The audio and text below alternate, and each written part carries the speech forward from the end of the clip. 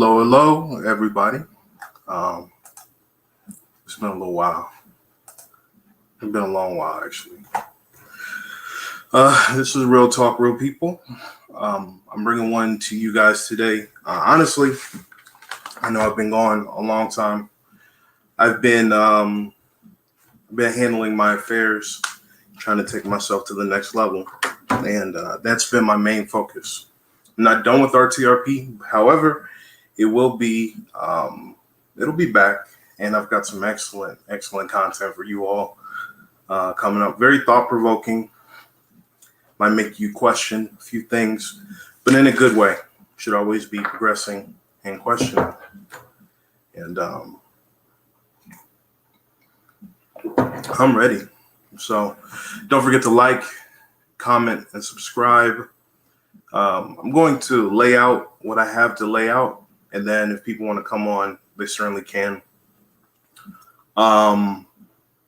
Definitely share this one, because this is going to be powerful. This was designed to be powerful, but I do feel that my hand has been pushed a bit to do this in light of what is going on currently. Now, this isn't going to be about Lil Nas X wholeheartedly, but I figured what better opportunity than to use this situation as an example of what I'm referring to, what you guys are about to learn in regards to how you are being impacted and how this is going to make you function. I expect a lot of interference today on the stream, probably computer issues. I'm not going to use any copyrighted images. I don't own any of the music or any of the images that I'm about to show, except maybe one. That way this doesn't get taken down, because a lot of my colleagues, shout out to Mr. Fantastic, his stream just got taken down, and that was over 3 hours of amazing content. Didn't get to view it all, but we'll do what we can. And others, this is for everybody.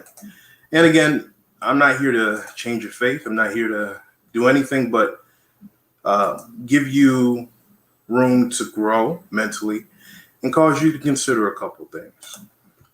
So as you can see, the title of this one is called Spelling and the Black Mirror.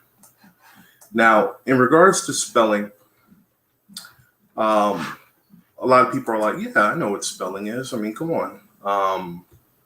That's, it's spelling, right? What's so interesting? What's so different about that? And what does that have to do with the Black Mirror? Well, let's take a look at this. Now, the next 5 videos I have coming out are going to start with a Bible verse, because this happened yesterday. I was divinely inspired by the Lord, the Bible, and these verses came to my head, and I use these verses to make this modern. So let me go ahead. I'm going to share my screen a little bit, because, I always show and prove. I always have my sources, and I want to make sure you guys have your sources.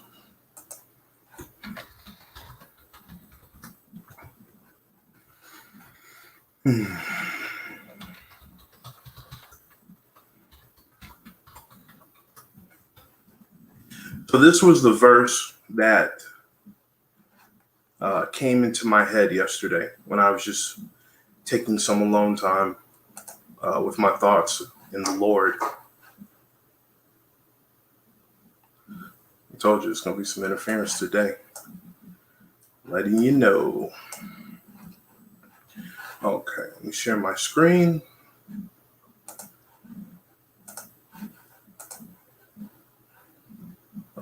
Why not share audio too?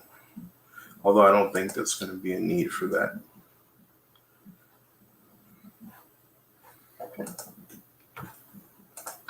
Okay, let me make this nice and big.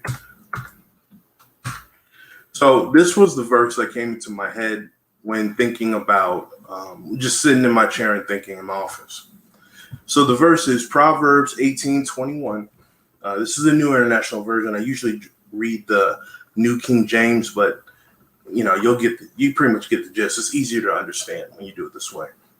So the verse is, the tongue has the power of life and death, and those who love it will eat its fruit. So let's take a minute to absorb that. I'll say that again. But before I say it again, let's pray for comprehension, understanding, and wisdom. Father God, we ask for understanding, comprehension of your word, the truth and the wisdom, that it may resonate within our souls so we may find true understanding in your light. In Jesus' name we pray. Amen. All right. That's going to help this whole entire thing digest a lot better. This whole presentation is going to resonate with you now. You always got to pray. I was, told as a child, you should always pray before you delve into the word. And it does help with comprehension. Okay, so I'm going to read this again. The tongue has the power of life and death, and those who love it will eat its fruit. So what that means to me is that you always hear about words or phrases like you can breathe life into people. You could speak life into people, but you can also speak death. And that is an offshoot of the tongue has the power of life and death, meaning what you say has implications, and there's power within your words, within your intentions to convey something. So have you ever wondered why they call them curse words or words of curse? It's because these words have power. They say sticks and stones may break my bones, but words may never hurt me. Not necessarily true. It depends on who is protecting you in regards to those words. If you're not being protected by anybody, not being protected by the Lord, then, those words may have more power than they should. So the tongue has the power of life and death. So let's look at this in a let's take it from there to here. If the tongue has the power of life and death, and they're saying this in the Bible, what does that make of for us today? What does it mean to take the Lord's name in vain? What does it mean to curse somebody out? It's to speak death upon them. It's to speak death. When you say, I love you, you're so wonderful, or, you didn't do that right, but I believe in you, I think you could turn around. That's speaking life into someone. It's renewed positive energy, it's love in speech form, in linguistic form. But when you curse somebody out, when you wish them ill upon a person's soul, upon a person's being, upon a person's family, when you let your lower self, your base energy dictate and expel such hate and death, it can negatively affect somebody. And all you have to do is think about how many times you've been in a situation where, I don't know, maybe your mom or dad, right? Maybe your mom and dad said something to you and it hurt you. Had you messed up the whole day, had you thinking about it the whole day, totally took away from your focus, just totally crushed your mood. Parents have a way of doing that because to a child, parents are supposed to be there to lead them and never tell them anything wrong. So if they curse you or speak death upon you, it does kill your mood, don't it? Right? Words are very important. And vice versa, life, right? Maybe it's not a parent, maybe it's a loved one. Maybe it's a boyfriend, girlfriend, significant other. Maybe it's just a stranger. But breathing and speaking love into you is just one of those. It's one of those things that there's something to it more than just words. Now, unfortunately, a lot of people think sticks and stones may break my bones, words may never hurt me. They think if they don't believe that the words hurt them, then they're not going to hurt them. And that is, I guess, a level of protection, but not truly, because that could be you just denying the existence that the positive and negative have an effect on your life. Before you know it, you go through a series of unfortunate things, misfortune, and then you think to yourself, well, dang, what's going on? I didn't do anything wrong. Maybe you didn't do anything wrong. Maybe someone's literally cursing you. So that kind of put my mind in gear to think about a couple things. So, like I said, I'm going to break this down. Give me a moment. Now, there's going to be a couple things I'm going to show you. I do have a couple videos. But I don't know if they're going to be for the other one. Let me stop my screen. Okay. So we're looking at that. So here's another way of looking at this, that same thing. Proverb 18:21 puts it this way. The tongue is the power of life and death. The stakes are high.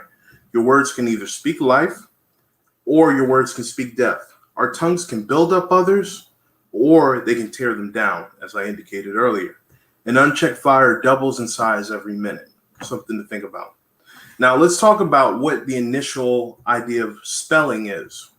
So the definition of spelling, the process or activity of writing or naming letters of a word, right?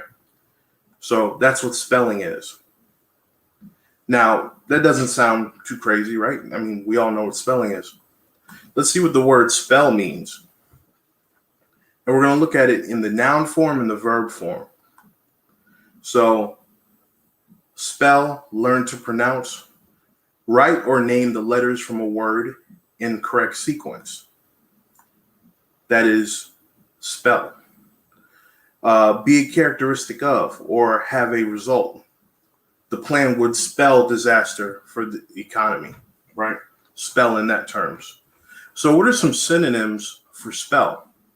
We have lead to, result in, bring about, bring on, cause, be the cause of, amount to, add up to, constitute, signal, signify, point to, portend, augur, presage, herald, bode, promise, involve, betoken, harbinger, foretoken, forebode.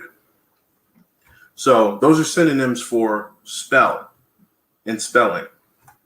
So let's look at this in the words of growing up, people, watching and reading Harry Potter, magic tricks. What is a spell? A spell is a series of words that has magical powers. If you're under a spell, then what you do is out of your control. I'm going to say that again. A spell is a series of words that have magical powers. If you're under a spell, then what you do is out of your control. Your thoughts and actions are dictated by the spell. The spell can refer to magic words you say, or it can describe being under the influence of those words. So, a spell in a noun form, a psychological state induced by or as if induced by a magical incantation. That's the noun version. A noun, a verbal formula believed to have magical force. And verb, to place under a spell, the actual act of doing so. So, there's literally an infographic here, but probably shouldn't put that up. So that's what spelling is. So, as a kid, you're taught to spell. And when you're actually learning to spell in spelling, what are you doing? You're practicing repetition. That repetition and learning those words in that particular order, in that particular sequence, gives power. For instance, very simple example. If you write down, I would like a cookie, you may not know how to spell, but you want a cookie, right? So if I learn to spell, I would like a cookie, by learning to spell that, I have the ability to now, in one way, shape, or another, manifest a cookie. Very simple. I know it sounds elementary, but walk with me here. It's going to make a lot of sense here. So if before you didn't know how to spell cookie, how are you going to get a cookie? We live in a digital age where words are more powerful than anything now. So if I want a cookie, I've got to be able to spell it. I got to be able to dictate, I want a cookie. So if you say something, you spell it, and you do it in the proper sequence, is basically a formula for manifestation. And that's a simple, easy to understand idea behind spelling.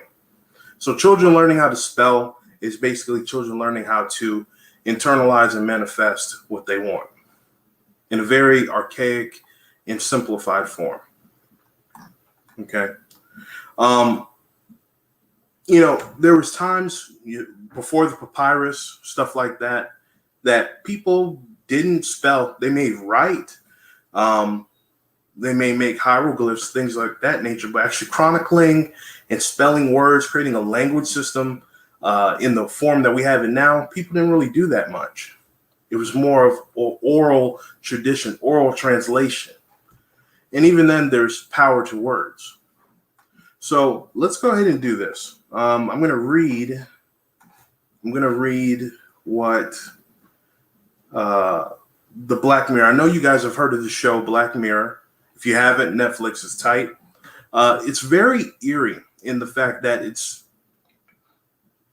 almost seems so real. It almost seems like it could possibly happen. Very plausible, very possible. And there's something about that makes it almost like a horror show, unsettling, very disturbing, right? So it talks about Black Mirror is basically about how human reliance on technology can cause certain events and literally lead to their own undoing in most cases. There are very few positive Black Mirror episodes.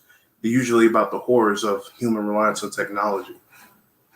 Okay, so let's go into Black Mirror. Metaphorically, the Black Mirror is what's in front of us after technology stops working.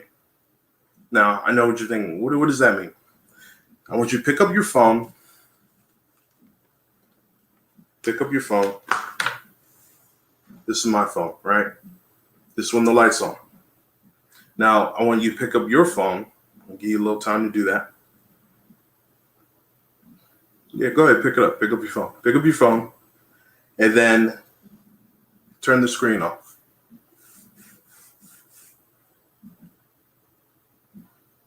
Now, what do you see?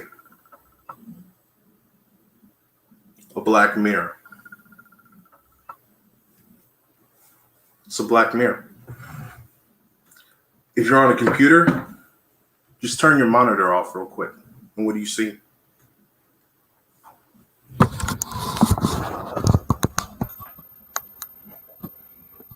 A black mirror.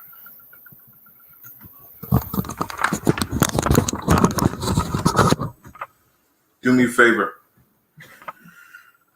Turn your TV off. And what do you see? A black mirror. Now, why is that so important, right? Why is a black mirror so important? Why is it a black mirror? TVs weren't always black mirrors. Were computer screens always black mirrors? This is espresso. Oh, snap. Oh, well, let me do this. This is espresso. It's a black mirror. So I know that sounds like, okay, I'm noticing a pattern, but what does that mean? Black mirrors, well, let's just read what they do. And let's read it from black mirror practitioners, people that use black mirrors for whatever manifestations they desire. And I really did spill that coffee, but it was worth it for the example.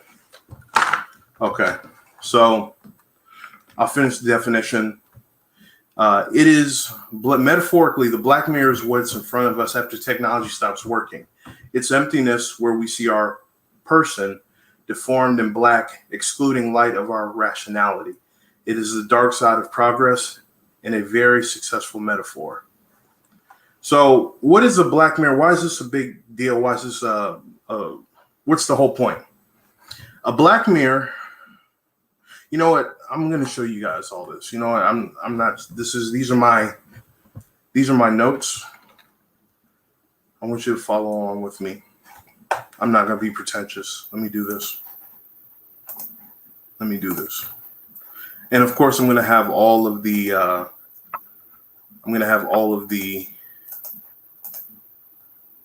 links available to you at the end of the stream. I'm not going to be pretentious. I'm trying to teach y'all, so it's always easier to look. Okay. So rock with me. The Black Mirror is a powerful divination envisioning tool, revered for centuries for its ability to penetrate the veil between worlds. So let's stop there. Veil between worlds. When you're looking through your phone screen, when you're looking through your TV, when you're looking through your computer, and you're watching something on YouTube, Netflix, Hulu, you're literally looking into another world in a very convenient sense, right? So the Black Mirror is the powerful divination tool that allows you and allow others for centuries to penetrate the veil between worlds and gaze upon it.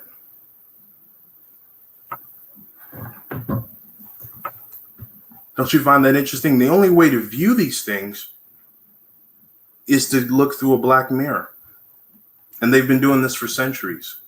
That's why obsidian is very, very, very important when it comes to divination and magical things as well.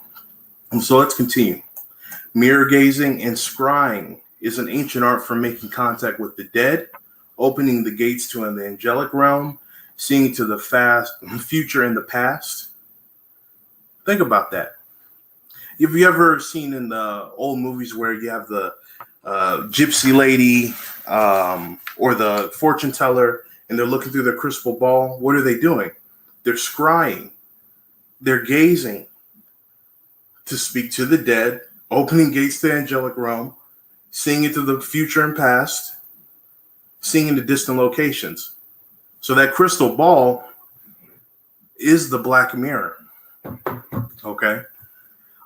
Again, I have to walk you guys through this because no one will walk you guys through this. No one will give you supreme understanding like this. And I need you guys to understand this because this is important. This is how you get controlled without realizing it. And if anything, I'm just trying to get y'all to the point where you guys can choose to continue to do what you want to do or continue or learn how to control yourselves. Okay. All kinds of shiny surfaces have been used as tools, but the black mirror stands above them all. Again, that crystal ball. This complete and concise guide covers the history of black mirrors, scrying, and the famous people who have relied on mirrors to reveal secrets and truth. It explains how black mirrors work in psychic seeing, gives detailed advice on how to use a black mirror for talking to the dead, exploring the astral plane, discovering past lives, expanding spiritual knowledge, and much more. Following the footsteps of history's great alchemist. Alchemy. Not just Full Metal Alchemist, but everything that preceded that. You know, when they make shows and animes about all this stuff, there's people that are interested in it. And they use a lot of history and a lot of occult and throw that into your animes. From mediums, sages, such as John Dee, Queen Elizabeth, the first royal astronomer who used scrying to contact angels, Nostradamus, the famous French seer whose prophecies reach far into the future. I've been an avid reader of Rosemary Ellen Gillies' work for over 25 years, and this book is one of her best yet. She takes you on the journey through the dark mirror to make contact with the spirit world, develop psychic skills, explore your past lives, and uncover hidden truths. With her direct, no-nonsense style, Rosemary packs this book full of information you need to master the use of ancient visionary tool, the Witch's Book of the Dead. So when you look through a crystal ball, when you have a psychic doing that, they're practicing crystalmancy, crystal gazing, or scrying through a crystal. So I don't know if this is considered black mirrormancy, but if it's black mirrormancy, then we're all practicing it unknowingly, but we all are to some extent. So let's take a look at the black mirror. we already learned what it does. It helps us peer into worlds, between worlds, helps us see the past and the future, helps you manifest spirits, helps you manifest. It can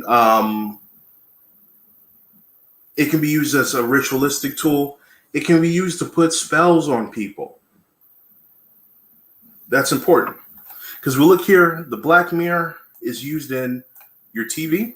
When you're watching TV, you're peering into a world and there's images. You know how sometimes a screen has a 60 hertz refresh rate? That means the screen picture is refreshing every 60 times within a second. So who's to say within that 60 times they're not flashing other images in between that, and you're consciously not picking it up, but your subconscious picks up everything. And that's a whole nother live, but just briefly, your subconscious picks up everything. And your subconscious is responsible for 95% of your behavior. So if someone wants to control you, they don't go through your conscience. The best way to control somebody is to tap into their subconscious, show them images, visuals, auditory, and bombard them with it. And that'll change it. You ever seen an advertisement? You ever drove and saw a billboard, a street sign, watch TV, a commercial, and you're not sure what you want? You're not even hungry. But after that commercial's done, I think I want McDonald's. You know, that Hardee's looks good. They got a new burger, right? Oh, Subway got the new salad bowls. If that commercial hadn't come on, that wouldn't have been in your mind. But it propels, that suggestion is what propels you to do certain things you wouldn't normally do. That's the power of advertisement. That's the power of marketing. And that's the power of using tools like black mirrors, which you keep a black mirror on you 24/7.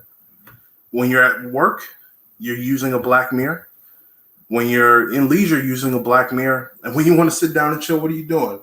You're in front of a black mirror. Instead of being out speaking to one another in person, being out there enjoying the sun, the nature, living, experiencing life. You're experiencing life through a ritual device, the black mirror. Now, again, video games what are they displayed upon a black mirror? Cell phones, black mirror. Computer screens, all black mirrors that go straight to your subconscious, and there's spell work involved, or could be involved, let's say that. Consistently bombarding you with suggested imaging.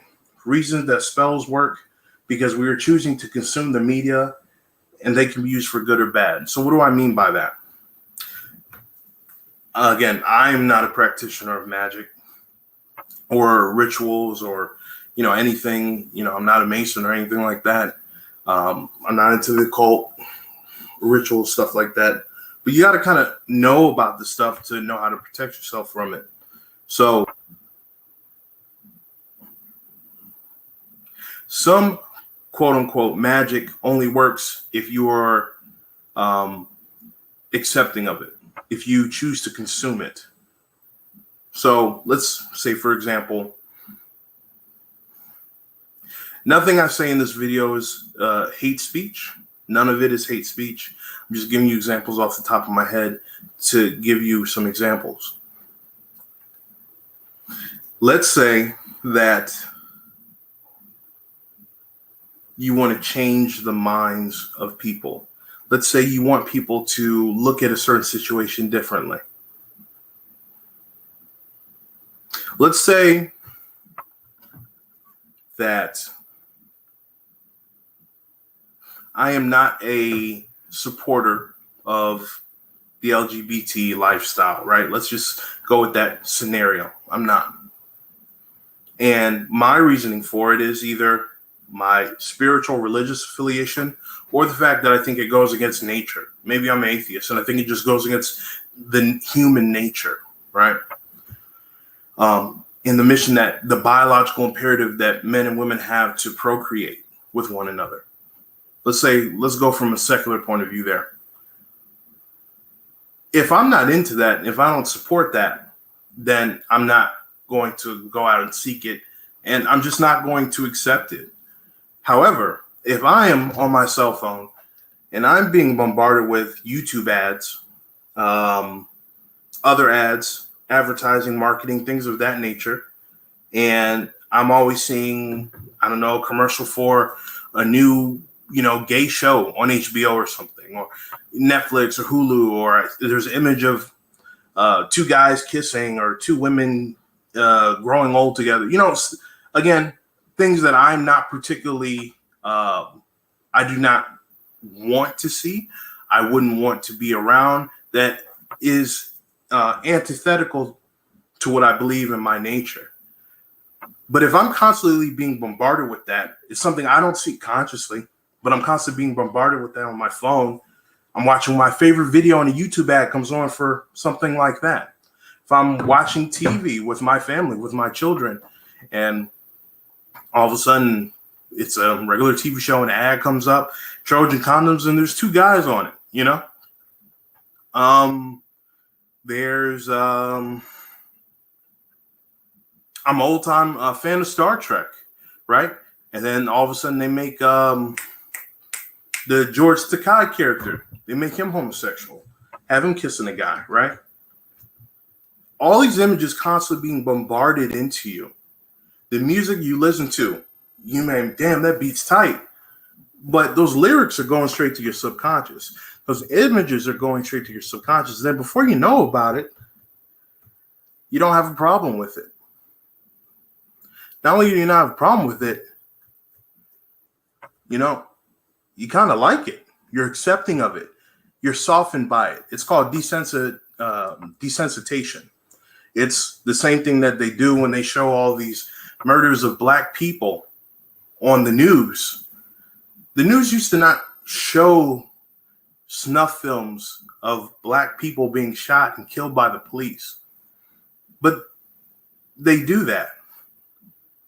And that was going into America's psyche. You guys remember years ago, continuously, death after death, body cam after body cam, footage after footage of black men being shot and killed in the streets.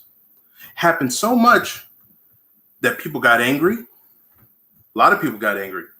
And then eventually it became normalized, accepted that police are just going to start killing black people. That's just what they do. We've seen it time and time again. It's not a rare occurrence.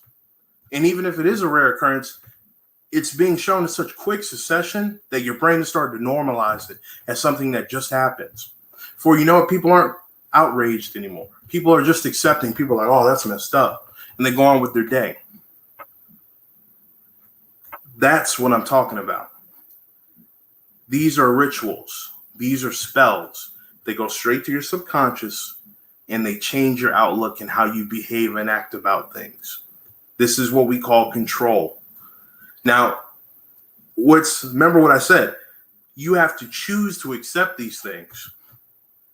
So are you going to stop watching TV? Probably not. But are you going to stop watching the news because the news is so negative and it keeps putting these images out, keeps telling you these certain things? Some people totally drop TV. Some people say, I'm only going to watch the news for, instead of 3 hours, 1 hour. There's a self discipline. What am I trying to say? There is a self moderation that people go through. And that's important. There is a self moderation. So let's take a look at this. These are some examples of what I'm talking about. Let's see here. Let me see, what is this YouTube video? Okay, so before I get into these are two examples. Again, I don't own any of this media. I don't own any of the audio from this media. This is fair use, what I'm about to play. But I want to show you what happens when you're constantly being bombarded by certain things, certain media, certain talking points to normalize things. and how that in itself are spells and rituals. So I'm going to show you two separate clips from two separate movies, comedy, of course, but there's always some truth in comedy. Oftentimes, a lot of truth is veiled within comedy because it seems almost like it's a fiction. But if you know, you know.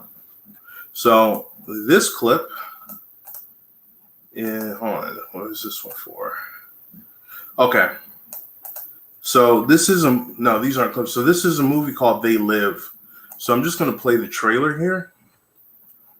And we're going to listen to the trailer here.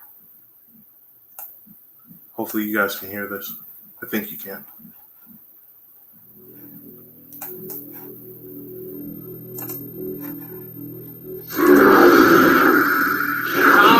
Masters! What do these things want, and why are they here? You still don't get it, do you, boy? They have recruited the rich and the powerful. They're running the whole show. Wake up! They're all about you, all around you. Blinded us to the truth. Take a look. They are safe as long as they are not discovered. I don't know what they are or where they came from, but we gotta stop them. Stay away from me. What these are? They have us. Look at them, they're everywhere. Our owner. We have no other choice. I don't like this one bit. Leave it alone, man. It ain't none of my business, ain't none of yours. We have been lulled into a trance. Listen to what I'm saying to you. We're in trouble. The whole world's in trouble. Control us. You're sending some kind of secrets on TV sets. I've got one that can see. Mama don't like tattletale. It's how we start spilling some blood. Let's go. But I have come here to chew bubblegum and kick and I'm all out of bubblegum.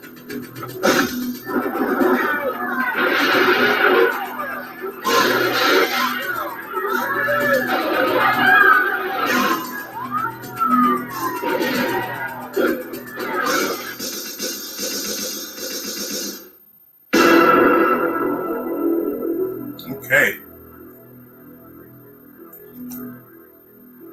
Wait, that was Roddy Piper? I didn't realize that was Roddy Piper. Really? Ha! I didn't realize that. Wow. Yeah, I didn't know that's where that line came from. That's kind of tight. Okay. So that's They Live, right? So I'm not going to spoil the movie for you, but you can rent it on YouTube for, I think, like a couple bucks. It's pretty good. Basically, let's just read. They influence our decisions without us knowing it. They numb our senses without us feeling it. They control our lives without us realizing it. They Live. Horror master John Carpenter, Halloween and the Thing, directs the heart-pounding thriller Aliens are systematically gaining control of the earth by masquerading as humans and lulling the public into submission. Humanity's last chance lies in a lone drifter who stumbles upon a harrowing discovery of a unique pair of sunglasses that reveal a terrifying and deadly truth. Came out in 1988, rated R, hour and 34 minutes. Roddy Piper, baby, and Keith David. I mean, you already know that's a pretty good cast right there. But yeah, that's what that's about. I haven't watched the whole thing. I might actually just pay the money and watch it because, you know, there's always gems in those movies. So that's one trailer. So what's the parallel from that into today, right? What's the parallel? They influence our decisions without us knowing it. They numb our senses without us feeling it, and they control our lives without us realizing it. So we look at the Black Mirror in spelling.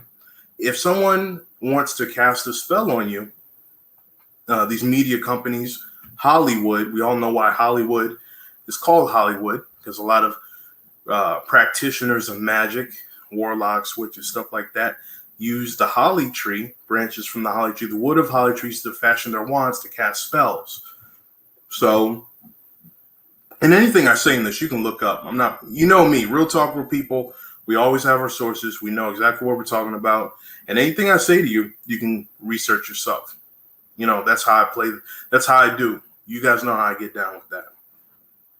So if you know the media in Hollywood are pretty much basically a bunch of occultists and using spells and and all of that other stuff to influence you, then the Black Mirror is not just a phone. I mean, you can use it for good and bad. That's how magic is. Magic is not inherently evil. It's all about the intention of the person casting the magic. Now, again, I'm a follower of Christ, so I don't get into magic like that. But it's all about what you do and what you know. A lot of people remember a story in the Bible. I think it's the book of Enoch, talking about, I think it was Simon the wizard, how Simon challenged one of, I think, Jesus' disciples or something like that to basically like a miracle off. And Simon was doing a lot of the same miracles that one of the disciples of Jesus was doing, except they were getting their power from other spirits, adversary, non-angelic beings, not God, basically. And the whole point was to try to humiliate the Christian. Maybe they were Christians at the time, or the followers of Christ. Didn't work out too well for Simon the wizard, though. He made a dog talk, but anyone can probably do that if you're literally willing or casting a spell to allow a dog to be possessed and talk. But that's a whole other point. Whole point is he started flying. One of the disciples prayed. Simon came crashing down, died on impact. All because he was trying to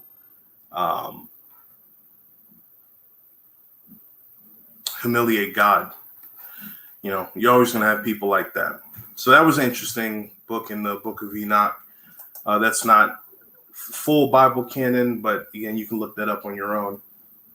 So the book, that whole synopsis that I read up there, pull that back. That whole synopsis, that's from a book here. All right, so here's the second thing. Now this one is, this is going to be an interesting stream. I'm wondering if I should even play this. This is going to be really, really short. It's about 28 minutes, but this is going to teach you. Let's see if you pick up game. Again, I don't own this. This is fair use. Came out in the 80s. I did not own this. Let's go ahead and play. This is very interesting. And good thing is I don't have to worry about being demonetized because I'm not monetized yet. So I can do a bit more. So let's play this.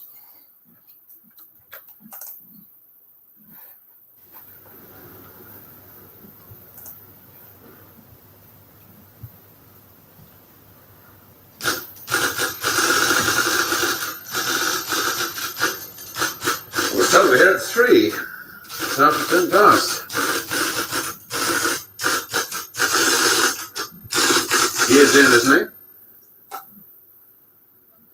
One of the big boys wants to see. He always pulls the same trick. Sends you at 3 and sees you at 3.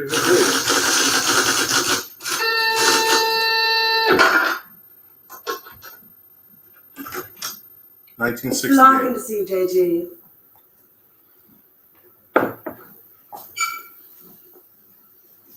I'm sorry to kept you. Sit down, Mr. Love. Thank you. You smoke these things? King of Kings, sir. Yes. Very surprised we got you to come here, Mr. Larkin. Well, I couldn't see what the CWNS would want with me. Still can't. Know anything about it? Oh, I heard one or two things when I was working at the BBC. What did you hear? CWNS set up midway between the government and the TV companies. Anytime the newsreel boys put out stuff with security classification, wars, weapons, political leaks, they get their film through this office. What do we know about you? Larkin. Robert Santor. Yes, it's a family name. Good family. Good education. But you turned your back on all that, didn't you? Tried a little bit of everything. 1955, you wrote some plays for the BBC, then worked for them as a story editor. 1961, you got a 3-year contract as a director, which you didn't renew. Oh, the BBC weren't paying much. Well, you're in the money now, aren't you? 1968. There's your flat in Holland Park, a cottage in Hampshire, 2 children. And a dog and a cat who commute with us to the country weekends. Well, maybe you knew that already. 6 years ago, there were those shows you did on alcoholism, blood sports, sun clearance. People called you bright, very bright. But other words they use. Hard-hitting, vital. Now you do only 4 shows a year. The critics call them brilliant. They're high in the ratings, and they're souffles. Little soft in the center. Don't think I'm complaining. Oh, you can complain if you want to. Just call it a friendly professional interest. I'd like to know what happened to alcoholism and blood sports. Call it reaching the age of 35. Call it school fees to fixed addresses. Call it joining the establishment. Call it being a socialist for 15 years in a country that will never be socialist. Good. There's your wife, Rachel. You married the girl next door. You have 2 children, Rebecca and Daniel, nice little family. 3 years ago, you got yourself a girlfriend. It was serious. Where the hell did you get that fund? Just tell me where it stops. Lasted for 18 months. Your wife never knew about it, even when you nearly decided to leave her. Who are you? It's the initials JG, that's all I know. Never met you before in all my life. July the 25th, 1966. You finally decided to break it off with this woman. You said you loved her. You said you loved your children. It was 2 against 1. You had to add it up like that. Sorry, your cigar is burning my desk. Sheila told you all this. We have ways of finding things out. But why? If it's blackmail, the thing won't hold water. It's all in the past. Well, there'd be pain, of course, for Rachel and the children. But you wouldn't get anything else out of it. No, it isn't blackmail. We've just been interested in you for a long time. Interested? You went back to your wife because you said it was 2 against 1. I call that very responsible. We're interested in very responsible people. In fact, we have a little index for them. We call it their power quotient, a ratio of responsibility as against aggression. Yours is very low, 0.2. That's very low. That's what we need. Sit down, please. The language must seem rather strange at first, but we take it very seriously. Just to show you how seriously, I'm going to tell you how we checked up on you. We call these things surgical transmitters. One was fitted inside you when you went into the Charing Cross Hospital 3 years ago. Appendix, wasn't it? Transmitter? Are you trying to tell me that you listen to every word I say? A machine does. Untouched by human hand. There's a little gadget in these things that ties up with the pulse rate. Puts a bleep onto anything that you're excited about saying. British. Power quotient, surgical transmitters, high-speed tape. It's Doctor Who. I'm for the real world, Jack. Good afternoon. I should just have to give you an example. On July the 26th, 1966, you were talking to this girl, Sheila, about love. You said to her, I quote, "The kind of love I have for you, Sheila, well, it's bed love and it's more. It's staying in bed till 6 p.m. and saying I can't go to the office today. It's eating breakfast at twilight, laughing at leaves on the pavement." I don't believe there's any such thing as these surgical transmitters. You got Sheila to tell you all this, then you wrote it down the way I might have said it. You're a good guesser.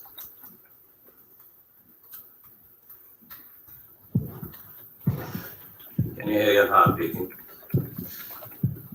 It's eating breakfast at twilight, laughing at leaves on the pavement, getting a cab for a silly movie to Paris.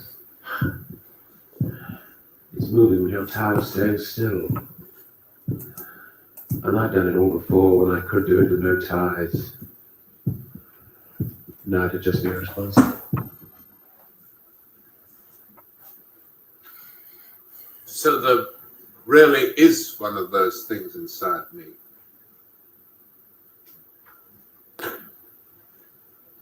What do you want? We want people with low power quotients. We want them to work for us. Nothing more sinister than that. All this just to offer me a job. Special sort of job. The newspapers talk about the corridors of power, the power elite. Let's just say we'd like you to join the club. Oh, There's a vacancy in our newsreel department. We'd like you to help plan the news for 1973. come again? Plan the news for 1973.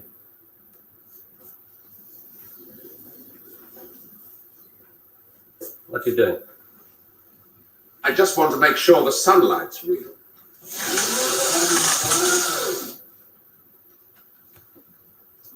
I always tell people, news is the most highly developed form of fiction. The most difficult. Come on. I just want to show you something. There's no obligation to buy. Really. News requires imagination. News requires responsibility. We think you're well qualified. Please. AA security, sprinkler systems and other services do not operate beyond this point.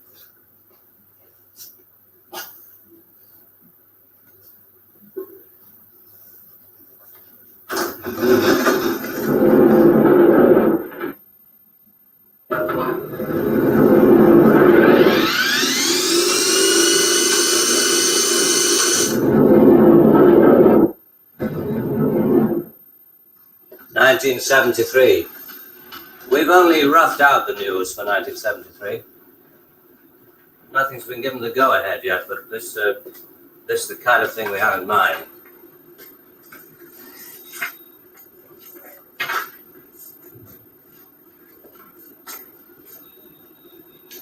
Come.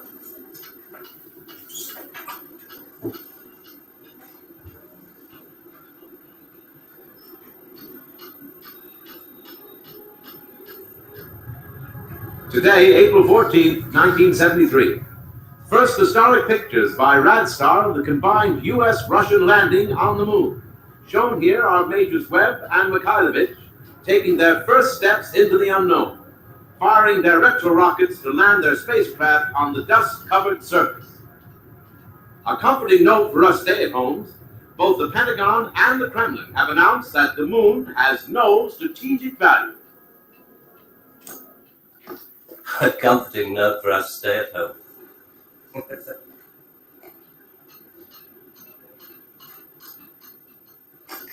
I can't show you any film on this next model. We haven't photographed it yet. But this is the way it will sound. June the 22nd, 1973. The State Department releases film of the ultimate weapon, codenamed Icarus. This satellite is equipped with a solid reactor. In layman's terms, it can freeze air solid, stopping all missiles, killing all forms of life. Icarus orbits at the same speed as the Earth, can hang in position over every major city that threatens the peace-loving nations. Rather proud of this one. Come on.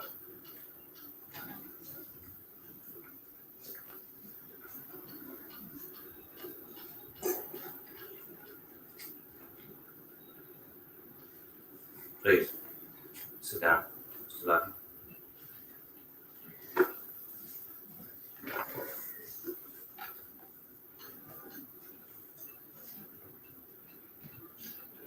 September the 5th, 1973. A new phase in global warfare. War by example. At 4:32 our time, China took out the remote Indian border village of Bangalore, unprotected by the Icarus network. After the first two 5 megaton H-bombs had fallen, The 9-way hotline finally... Switch it off. This is going to happen in 1973. You're going to make this happen? No. We're going to make models much cheaper. Then we photograph the models. Fake newsreels. That's fake news reels. For the past 10 years, people have been looking at our fake news reels and listening to our fake commentary. And they accept it for the truth. And you can do it. Stop 100 people in the street. How many of them have actually seen a missile or a satellite? They're just told they exist and they believe it. Yes, you're getting there. I knew you would. Well, now the moon rocket and the satellite, that you can get away with. That's too remote for people to grasp. It's too far away. But this... I mean, you invented this village on the Indo-Chinese border. Oh, yes. Well, somebody could check out. Very mountainous territory out there. There'll be no survivors in 1973. No rescue work. Radiation scare. Yes. You can do it. This could be the news for 1973. Not necessarily exactly like this. We only plan in detail 1 year ahead. Oh, you only plan 1 year ahead. Hey, tell me, what is the news item that's bothered you the most in the past year, 1967? Well, it has to be the new American intercontinental ballistic missile, the Boy Wonder, doesn't it? Just the one I asked them to set up for you. The new ICBM, codenamed Boy Wonder, with a much talked about Mercury warhead. I haven't any special effects up here, but perhaps with the proper sound. Last off. And Robert Narkin, television director, high IQ, 35 years old, is scared. Scared by nothing. It doesn't work. It's a scientific impossibility. The same goes for the much talked about Mercury warhead. Perspex. Well, if this rocket doesn't work, then the others? They have a fireworks party at Cape Kennedy almost every other day. Well, you didn't really believe there were all these things whizzing about up there, did you? Sputniks and rockets. Astronauts crossing their legs for 8 days. How long has this been going on? Since Hiroshima. And the H-bomb, you mean, that doesn't work either? Right. Dirty. Very, very dirty. What was your first reaction? Relief. Oh, yes. Yes, it has to be relief.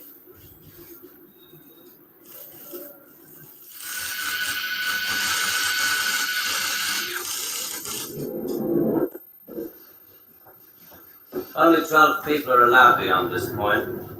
Most of them work in the photographic department, taking the phony newsreel pictures of our models and processing film and stuff. Sit down, please.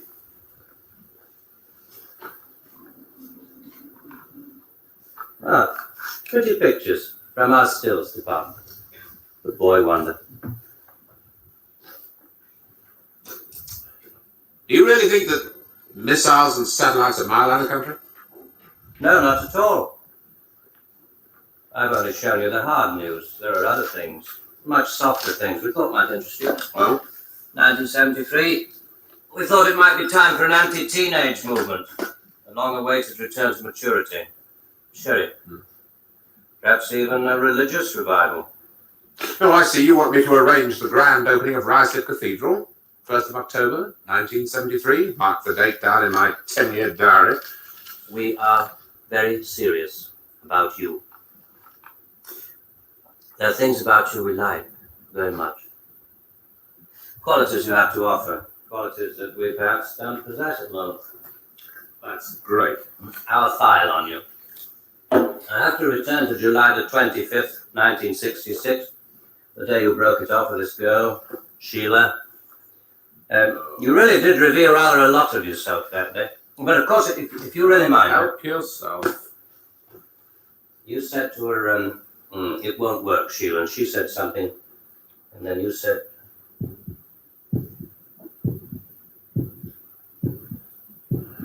You remember I went away with Rachel and the kids to the seaside? It was midweek and this huge stretch of sand was empty. Just a circle of footprints around 3 sandcastles and tracks out to sea. The whole damn day of my family marked out in front of me. The sun was going down. Rachel kept calling the kids to get dressed. She picked up buckets and spades, corny bloody things like that. I was up at the car. I looked at those footprints, and I knew those people were slipping away. There were things I could tell them.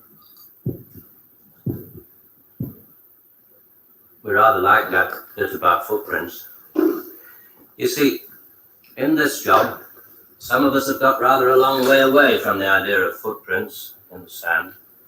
Those footprints were made by my children. Now you want me to scare the hell out of them with every bomb from A to H inclusive. Well, why?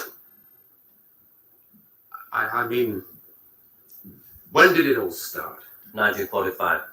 You may remember the Americans let off their 2 atomic bombs. Well, they didn't want other people doing the same thing. I mean, you do see that, don't you? Oh, I don't know. Scare the people off. The Americans put it out, and the atomic bomb was halfway along the line to something much bigger, the hydrogen bomb. It didn't work. They spent 5 years in negative research. Well, what about the Russians? They're supposed to have quite a pile of these things. We were surprised when they started their tests. Then we got a few feelers from their secret service. Nowadays we work very closely together. Oh, all these stories about spies going off to Russia. Mr. Philby, remember? Just good copy for the Sunday papers. Good copy. Well, the Chinese. I mean, they've just announced their bomb. Yeah, we played along with it. We recorded their phony explosion. We're all hoping the Chinese will come along and complete the pattern, you know. In Vietnam, hundreds of people are being killed every week. Well, you can't do that with your models. No. And you can't kill people with bad habits in 2 generations.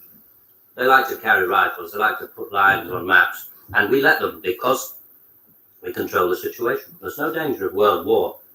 Just a simple choice for everybody. Capitalism or communism. Strawberry or vanilla. It all adds up to the same thing now we've got rid of the big bangers. Well, how can you be sure that Johnson and Kosygin aren't working on other things? Poison gases, bacteria. Pathetic man of your intelligence. You don't want to destroy the world. Neither do I. What makes you think that presidents are different? Well, they've made some pretty good stabs at it in the past. It wasn't the right sort of control then. Nowadays we know better. Politicians are easy to control. The grosser mentality boys who like to be photographed getting in and out of Daimlers and Whitehall. They come right at the bottom of our organization. A few rungs up the ladder, there are the people in the top secret factories. Just those in a position to know they're making weapons that don't really work. There must come a time when somebody wants to use one of those weapons. I mean, somebody is standing there with a finger on a button. Well, that's the beauty of it. Nobody presses the button. We control all the crises. We build them up and we shut them down. We, again. Yeah, I'm coming to that. Near the top of the hierarchy, there are the economists, top civil servants, top brass in the military, those men who are supposed to view the nuclear tests and so on. And above them, CWNS. Right at the top. Classified World News Service. Just who the hell are you? It's obvious, isn't it? Just very few of the top people in communications in every major country in the world. Oh, you mean you run all these magazines? No, of course not. We just get them to take some of our copy every week. Television is much more important to us. All happens so quickly. You say you can put out what pictures you like on television. Doesn't anybody try to stop you? No, nobody wants to. 99.386% of the population wouldn't believe this conversation. And the rest are working for us. And they're the top minds, the really responsible people. They know they're guaranteeing the lives of their grandchildren the only foolproof way. Scaring the hell out of their grandchildren. Well, I won't buy it. You must admit there has to be some kind of control in this world of ours. Have a look. And remember that 1/4 of the world is starving. There are the full bellies and the empty bellies. Some of the empty bellies carry rifles. Well, we full bellies are getting a bit flabby. We're not very good with rifles anymore, so we've devised 2 ways to keep the empty bellies under control. One of them is this fictitious hydrogen bomb we've talked about. The other one is money. Enough money to fill some of the empty bellies and put a hopeful smile on the faces of the others. A great wall of money all around Britain. And it's no secret that the British economy is in trouble at the moment. So we have to put that right too. To stay alive, we have to control the people in this country. Scare an ostrich, buries its head in the sand. You scare a hedgehog, it rolls itself up into a ball. When a woman's frightened, she goes out and buys herself a hat. You mean you scare us so that we'll buy more, so that money moves quicker, production moves up? We don't say scare when we talk about human beings. We say threaten them emotionally. And there are all sorts of ways of doing it, not just the big ones like the hydrogen bomb. Overcrowd them a little with bad planning. Sell them too many motor cars. Anything to keep them a little bit removed from reality. Nowadays, people don't work for money. They work for the idea of money. They don't even love for love. They love for the idea of love. They only hate for the idea of hate. It took us 5 years to find a non-addictive drug, one we could pay off against the hard drugs. LSD. You marketed that. Oh yes, of course. And for a very good reason. Some of these protest movements were getting a little bit too close to the mark. LSD gave them nice little hallucinations. Made them talk like 3-year-olds. Throw flowers at policemen. Now we talk terms. You're not still going to ask me to work for you. I'm afraid I've had to put all this rather bluntly. You see, there wasn't really very much time. It must be rather a shock. Well, I mean, most people realize that the world is controlled from about 6 big cities. But it must be rather shocking to learn that a sixth of the world is controlled from this building. You mean you? Oh, no. I only rate an office on the 7th floor. There are 2 other offices above this one. And a giant computer system. Link number 4 in world control. A computer? And what's so remarkable about that? It's just a machine that can store a vast amount of information. A machine that knows too bloody much. Now you're being hysterical about it. Computer's very simple. You feed data into it. Anything from the Wall Street closing prices to the North Atlantic weather. And you get decisions. That machine's taken you over. It's just a machine. Extra hands for the people who know how to control it. Well, this one above us, it's square in a box. No, I suppose you could call it square and sort of a box. You know why I go away weekends? To get away from people in boxes. They live in boxes. They get their thoughts, their problems, and their answers out of boxes. And I like to get away at weekends because they're not people anymore. Now, you know all about me, my cottage in Hampshire. But did you know that there's a line of trees that goes right up past the house, and the noise they make is like the sea? Did you know that I find it difficult to sleep in the country? And I like to go and stand in the garden before dawn, and I feel good because I know that my wife and my children are asleep inside. And I like to go out and walk past the wet hedgerows until I can see pasture land and the smoke from the cottages in the That's village. all very well for one of your grassroots programs, but I'm afraid time is running out. I ought to tell you, we pay a great deal of money. We can afford to. We save such a lot on things like the national defence budget, so on. We would start to offer £250,000 a year. No. Rising to £1 million when you make the Ministry of Morality, which I know you will. Will you let me out of here? One little point I should have told you about these surgical transmitters.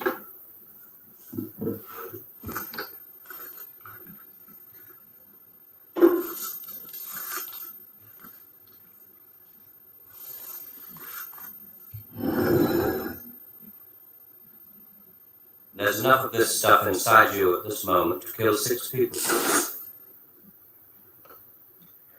There's a button we can press. I'm sorry about the dramatic. Our boys call these things the oral contraceptive. Keeps them from talking too much. So there must be one of those transmitters inside you. Who presses the button? Extra hands. All this stuff about the computer being extra hands for the men and how to control it. That machine controls you.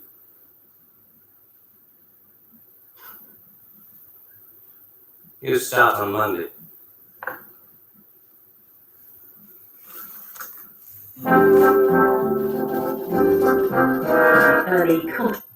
Okay. Whew. Wow. Wow. So that was Donald Pleasance and Nigel Davenport in 30-Minute Theater. The Newsbenders is the name of that particular 30-minute show movie. This came out on the 10th of January, 1968. So listening to what they were talking about, how media and all these other things are controlled and fabricated, we heard of the term for the first time, I believe it was 2016, when Donald Trump came into the office and he said fake news. Now people are like, fake news? What are you talking about, fake news? And it became a popular term, but he was the first one in there, president, that said the news was fake. So after listening to this, a lot of these things, a lot of the stuff they're talking about, didn't you find eerie similarities between what's been going on in the news over the past 4 years, maybe longer than that, and what's this from 1968? Part of the way the magic works, you got to put it in media. Again, if you watch this, you'd be like, wow, that's crazy. Just like you watch Black Mirror, wow, that's crazy. But it's in your subconscious now. And because it's in your subconscious now, you can choose to accept it or not. No, when you're consciously aware of it, you can choose to accept it or not. The subconscious does not have a choice of what it has no filter. Either you see it or you don't see it. So if someone wanted you to get used to the idea that news is fake, or the media is controlling things, people are controlling things, heads of state, government stuff like that, they wanted to get you desensitized to things, to make you fear things, then they put it in media and your subconscious takes it in. It starts changing the world and reality around you, causing you fear and anxiety.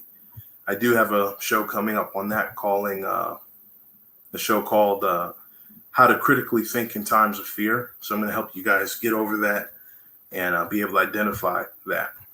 But that was powerful. That's deep. I don't know how long this is going to be on YouTube. That pretty much sums it up. So let's go here. Let's go back. So I wrote this down. Art imitates life, or spells bringing curated or other dimensions into our own, and changing things with the power of each and every person and our mind power / soul power.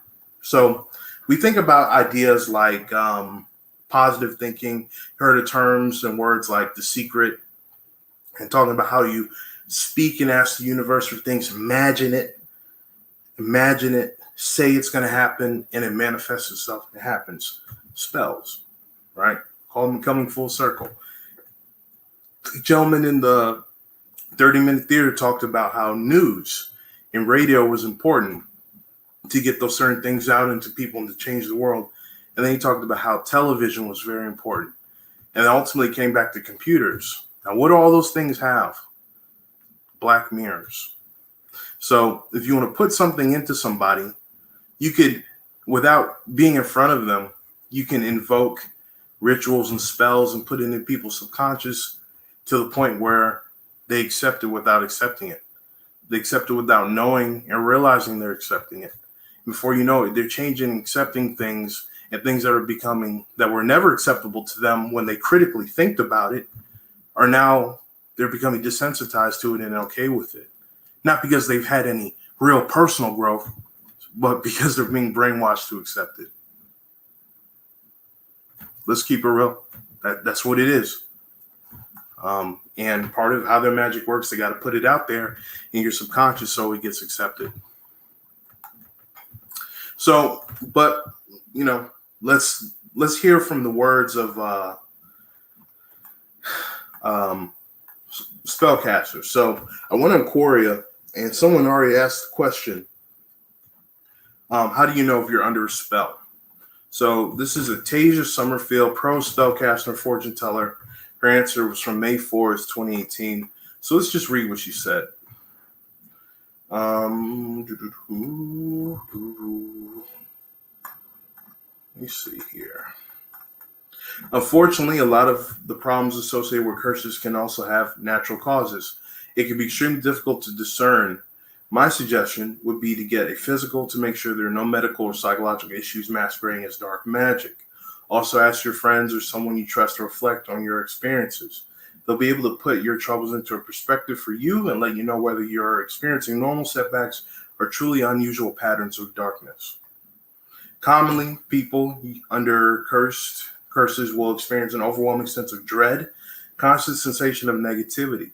They may feel watched or haunted. They will be chronic depression, anxiety, as well as nightmares, difficulty sleeping, and frequent aches and pains. Miscarriage and infertility problems are also sometimes seen. You may see how many of these symptoms could possibly be traced back to health problems. Such victims also experience frequent setbacks and near constant disappointments.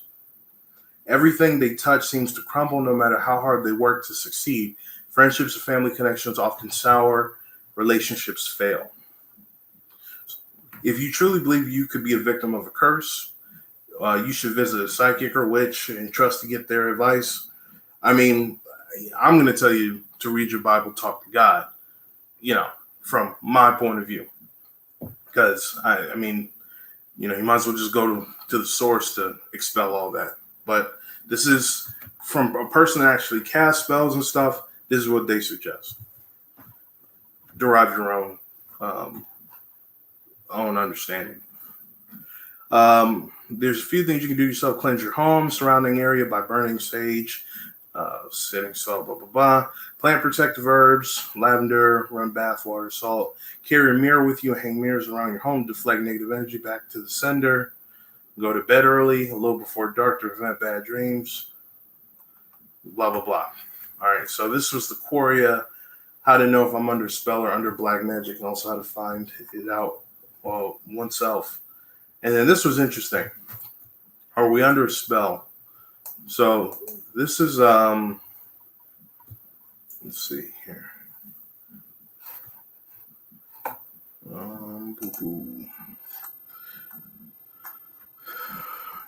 So this was a little kid. It said, the picture started it all. Found this gem in my journal after leaving it unattended for a short stint. My heart melted, tears swelled up a bit. I will never lose this page and forever part of my journal. This made me stop and ponder. Am I being intentional enough? Seems to me like we're all under a spell. Yeah, if you can't tell, I've been doing some late night reading with my kid lately. Golden Princess and the Moon, retelling of Sleeping Beauty. We're almost done. But really follow me for a moment. We all see, but did we notice it? Cold glow of harsh light reflecting from our phones, TVs, iPads, readers, tablets. Heck, you can't even drive your car any longer without looking into the glow in the dark watch. Our eyes have become the victims of hypnosis, the spell. Our minds have become rooted in a stream of constant engagement, spellbound. But imagine with me for a moment, what if we could break the power of its spell over us? What would that even look like? Would we be more patient, kind, and loving? Could we see our neighbor and their needs? I wonder if reading this lengthy posts your mind and already being pulled towards the next stream of engagement. The magic is working, but not in our favor. Well, stop and break the power of this curse. Understand, it's most certainly not Dad of the Year preaching to the masses. Just a dad like you who is trying with many failed attempts to pour into the next generation. Moving back to reality. In fact, as I began to type this, I penned the first words of my journal. There's special about the texture of pages between your fingers and the feel of pen gliding upon the blue lines. I wanted my kids to visibly see me think and write without the glow. I made a decision a while back to turn the TV off and read to all my children before bed. It's been a huge success, and now they're begging every night to hear me read the next chapter. Every chapter is ended with read just one more. But the power of this spell is strong. It continues to pull me back. I want to hear what you think. Reply to this blog below, or better yet, write in your own journal and get out of the stream. Oh, if you don't hear from me before Christmas, hoping that one or both of us can break the spell. So that was short, but it's interesting. I don't think a lot of you guys have looked at, are you under a spell? Are there being spells cast upon you? Are there being curses cast upon you? You know you ain't messing with no witches that you know of. You ain't dealing with all that other stuff.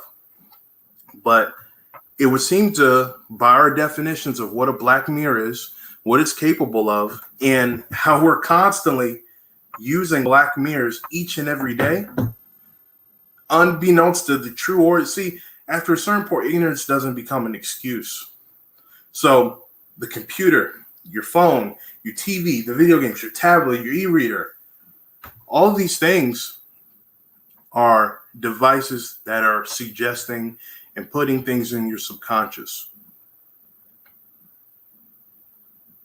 They are desensitizing you, breaking down your spirit.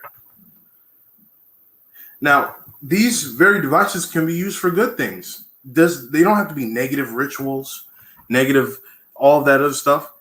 The same way it goes into your subconscious, you can choose to use your cell phone, your computer, to learn about, become more spiritual. You can use it to learn a new recipe. It's all about the intention. But you have to ask yourself a couple questions. When the media constantly shows you snuff films of black men getting shot, killed on the street, uncensored, what message are they trying to convey? When you see on TV nothing but all these LGBT push, things of that nature to children, marketing to children, things like that, what message are they trying to convey? When they talk about people wanting equality, women and men wanting equality, so they find that the best way to give equality is to allow male to female transgenders to compete in female sports and dominate them, and women can't say anything because then they're homophobic or transphobic. We are seeing the reversal, which is going to be another video I'm going to do, of what was once right now being wrong, and what was once wrong being right. And if a lot of Christians know, a lot of followers of Christ know, a lot of people know, when you get into this sort of transference, this inversion, you're seeing a push to change the paradigm into a negative polarity, right? That's what's happening. So now that you know that personally, what you ingest, what you watch, what you see can change your subconscious and control you, reprogram you to do things that you would normally do, to ingest things you wouldn't normally ingest, or to be permissive of things you wouldn't normally, to be wrong, or deep in your heart that you're not fine with. They're becoming more prevalent, okay, permissible, and you're being desensitized to it. And it's not just the images, it's the agenda. So basically, you have a technological world that's taking advantage of ancient mystic and occult technologies to influence you in your day-to-day lives. And because you didn't know it was this deep, now you're thinking about, man, what have I watched before? You know, what have I delved into? Look at porn, right? A lot of people, you know, watch porn. Shoot, you know, everybody's seen a flick. But sometimes you end up watching some porn you probably shouldn't be watching. Stuff you know you're not into. And then all of a sudden, that vanilla porn, we'll use it that way, just a simple male and female porn, that's not enough for you. You know, it needs to get, it continually ramps up, it gets more extreme, and it changes what you find to be attractive. Next thing you know, you've been dating your chick, but you've been getting into some weird porn. Next thing you know, you can't get it up for your chick.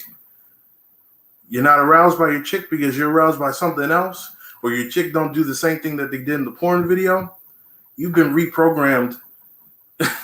You've been reprogrammed. It's not your chick's fault. She didn't do nothing wrong. It's not your man's fault. He didn't do anything wrong. You are literally programming yourself out of attraction to your mate. And your subconscious is so powerful, guys. It's so powerful that it changes your conscious. It's 95% of the power within your brain is your subconscious. 95% of it. So these are things you need to be aware of. If no one's told you this before, you know, people always say, oh, don't watch too much TV. It's going to rot your brain. Or you're always on that damn phone. They're looking out for you because they see that there's changes happening in you that maybe you're not even aware of. And that's why people have to protect children. See, I was never told that the TV that I'm watching was programming me. A lot of folks didn't know that. A lot of folks weren't hip to that. You know, I stopped watching scary movies and horror films years ago. Because if you're watching Hills Have Eyes or, you know, one of the Annabelle movies or some of those other, you know, scary possession movies where you see all these satanic imagery and stuff like that, that's going into your subconscious and it's opening you up to spirits. Remember, let's pull it up here. What does a black mirror do? A black mirror is a powerful divination and visioning tool revered for centuries for the ability to penetrate the veil between worlds. Mirror gazing and scrying is an ancient art for making contact with the dead, opening gates to angelic realms or other gates, dimensions, seeing into the future and past and distant locations. All of these things are happening. Exploring the astral plane, discovering past lives, expanding knowledge, talking to the dead. These aren't positive images. They ain't talking about talking to ancestors. They're talking about demonic and depraved spirits. And when you watch horror movies and stuff like that, you're letting that stuff into your subconscious and it's changing how you think. It's making you fear. It's making you anxious. It's making you depraved. No one's perfect, and I'm not blaming anybody. I'm a victim of it too. But that's why one has to be mindful. And, you know, since I'm a follower of Christ, the Lord puts me on game. You know, I can read my Bible. I should read my Bible more. But God talks to me. He's like, yo, you probably shouldn't do that. There's things that I get into that I shouldn't be getting into, and the Lord will protect me from it. He'll protect me. Now, I'm thankful and gracious for that. Very thankful and gracious for that. Because he's looking out for my best interest. Because a lot of the times we act like lemmings when it comes to our lives and what we deal with and what we get into. We're literally walking into shooting lines and walking into lava pits, tar pits, quicksand pits. And it ain't just, it's God or God sending someone to us to lift us out of those positions or redirect us away for things that would seek to destroy us. So I think I don't know if anyone's told you guys this. This is real. This is what's happening right now, right? This is what's happening right now. So after you view this live, like I said, share this live. Share this with people. Let this go in their subconscious. Let this make them mindful the next time they say they're down for this or watching something. I mean, you saw while we were watching that tape, what did that satanic troll put some stuff? I don't even know what that was. Probably a spell or something. I blocked it, but I told you, as soon as we start talking about God, as soon as we start exposing how they're getting into your head and making this stuff permissible, what's good is bad now bad, and what's bad is good. I told you this stuff was going to happen. Didn't I say that? They couldn't help themselves but do it. This ain't no game, you know? Like I said, this was supposed to be weeks in the future. But with this whole Lil Nas X stuff, I had to do it. I felt obligated to. Spell detection 101, how to know if someone's using witchcraft on you. These are stories, very, very long story, but this is stuff, you know, this is how they do it. There's also a book called, my sister put me on it. There's a book called He Came to Set the Captives Free. And it was about a woman that was a Christian, and she worked at a hospital, and unbeknownst to her, a lot of the doctors in the hospital were actually witches or warlocks or whatever, and they were pretty much putting spells on people, cursing people, and there was a high mortality rate at the hospital. There wasn't like a real physical reason why, but people were being cursed. She found out about it. The woman in the book found out about it, and this isn't fiction, by the way. This is nonfiction. This happened. Found out about it, started praying for these people, and was set upon by the witches, and was being cursed. She almost lost her life until she realized what it was, and she sought help. It's a really good book. I'm gonna have to send you guys a link so you guys you probably buy it. It's a really good read. It's hard to read because it's stuff you should know, but there'll be a deep part of you who's like, man, it's a tough read. But if your spirit's high, if you pray before, you can definitely read it. I'll probably put that link there for you. How to break a spell. Because remember, we don't just talk about issues. We always provide solutions. So how to break spells. There's different things here. Haitian voodoo, whatever you do. Hoodoo, stuff like that. Pinterest has got a lot of stuff. But let's get into the Lil Nas X portion, then we'll finish this up. So this is going to turn into a rant. So that's the end of the presentation. Now this is the Lil Nas X portion. So Lil Nas X came out with a video. I'm not going to play it because they're taking people's stuff down, and this needs to stay up because this is important. Lil Nas X came out with a video where it looked as if he was in some other dimension. It looked like the Garden of Eden, and eventually it took him to hell, right? And he was every person in this video as well. So there's like the duality nature of what's going on. But essentially the video is talking about he's in, pink hair, all the whole effeminate stuff. He's set on by a serpent, half Lil Nas X. Some will call it a Nagini, right? You'll have to look that up. A Naga or a Nagini type creature, which signified the serpent. Serpent starts following him, catches him. They start making out. It's really weird. It's really suggestive. The imagery, a lot of satanic and occult imagery within that video. Next thing you know, he's in like not even spandex, like booty shorts, and he's literally on a pole, and he slides all the way down to hell and starts twerking and giving the devil a lap dance. We should probably look at some of the comments on we should probably look at some. Maybe we will look at some of the comments on that video. But this guy is doing too much, right? First, he comes out with Old Town Road. Everybody's like, "Oh, this guy is great," right? He perpetrated, right? He perpetrated. I'm just this guy. I'm a black guy that loves country music and rap, and I'm gonna country hop or hip country. You know, I'm gonna cross genres. We're gonna be great. And then the okie doke comes. Oh, by the way, I'm bisexual. Okay. All right.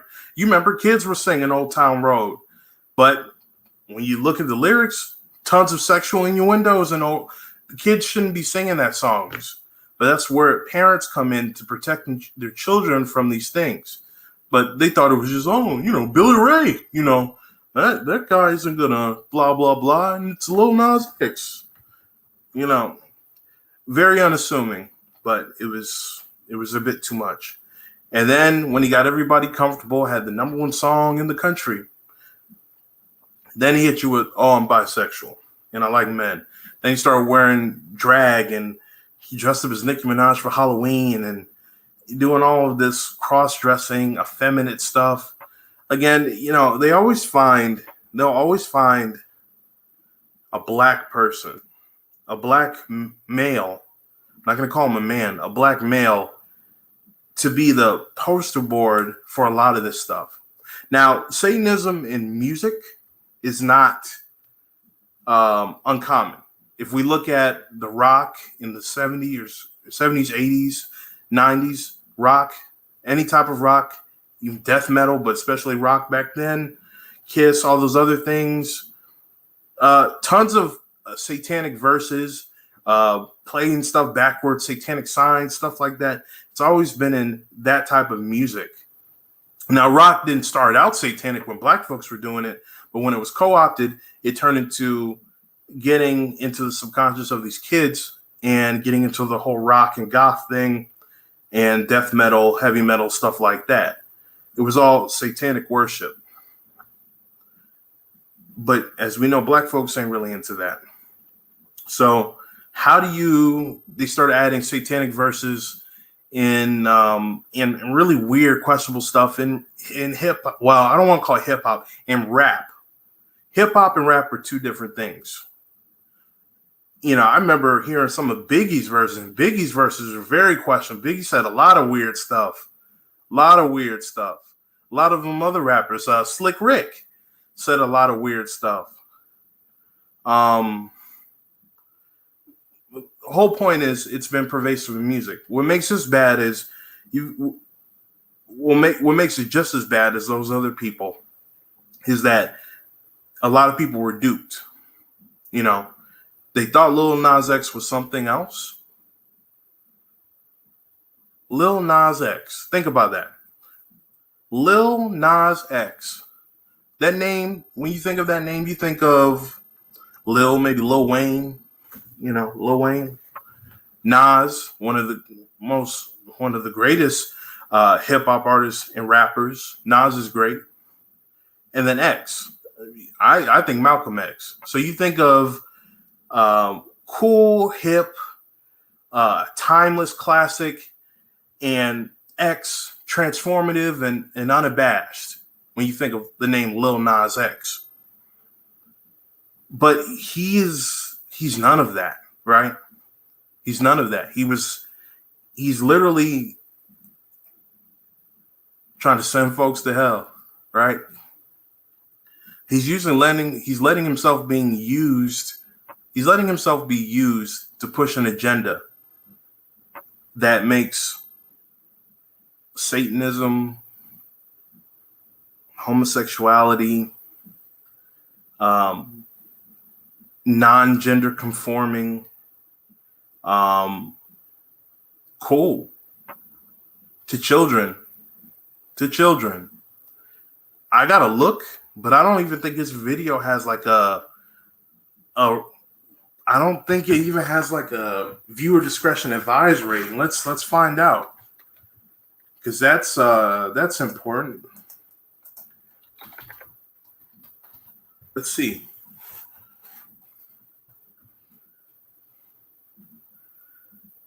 $26 million views, 2 days.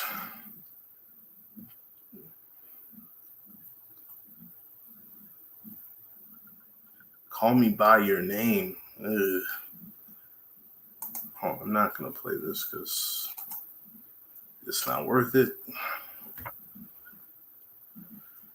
I don't see any age restrictions on this. Let's see. Any age restrictions?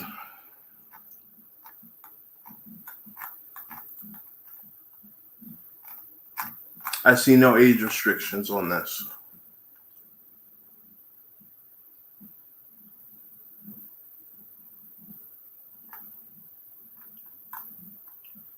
Okay. So let's see what the like and dislike ratio. 91,000 people dislike. 1.4 million people like this. That should tell you something.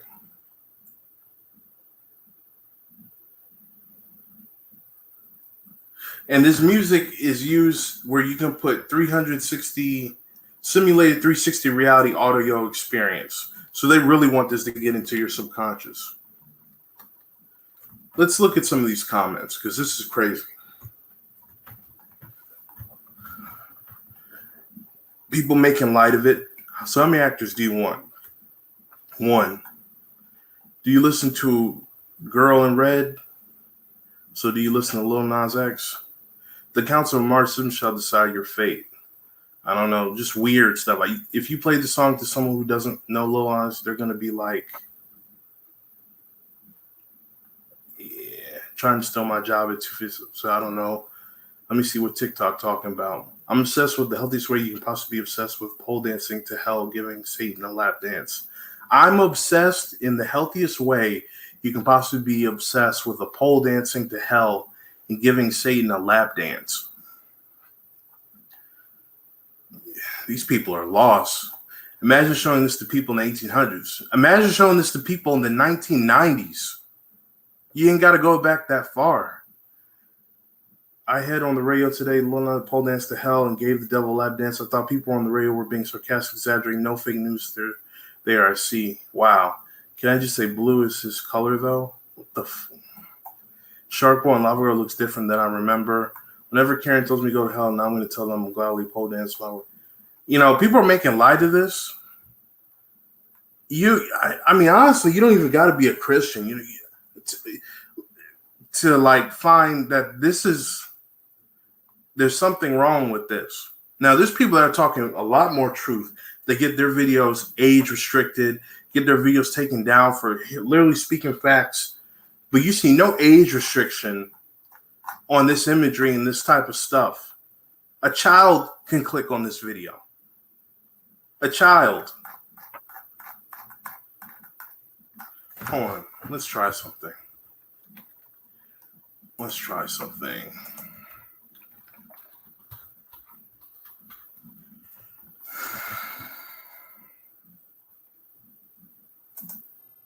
I'm going to try something. Let me sign out.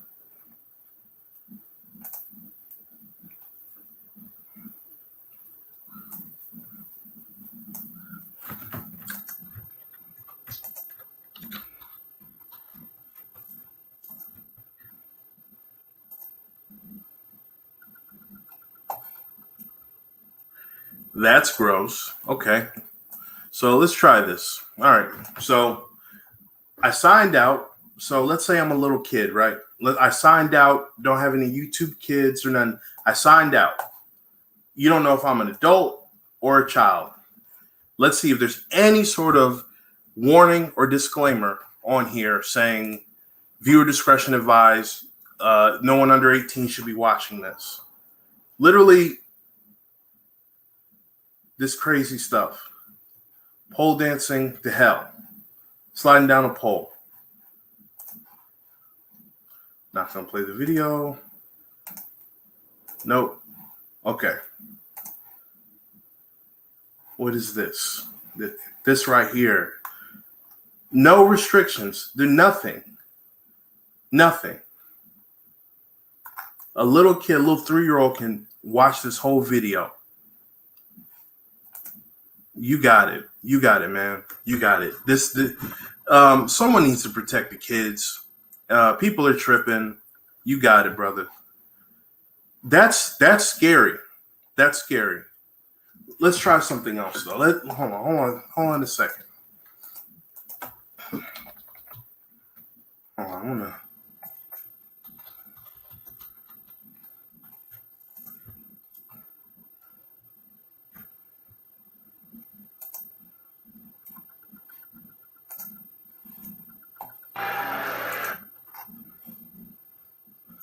Okay, Louis Farrakhan is not restricted. Hold on. Is there any way I could do YouTube Kids? Hold on. YouTube Kids. Let's see something. YouTube Kids. I'm a kid. Okay. Get a parent to set up YouTube. I'm a kid. I'm a parent. While providing your child explore the free world, you take a few minutes to sign parental controls. Enter the year. Let's see here. Let's just see something.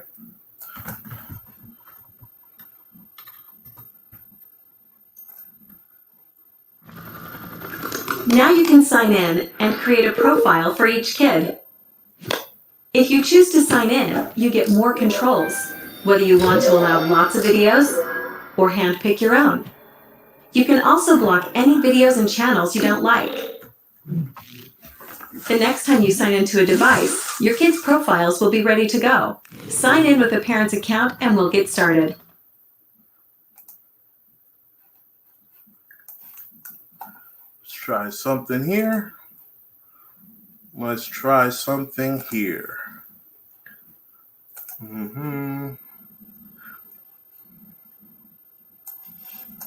Okay.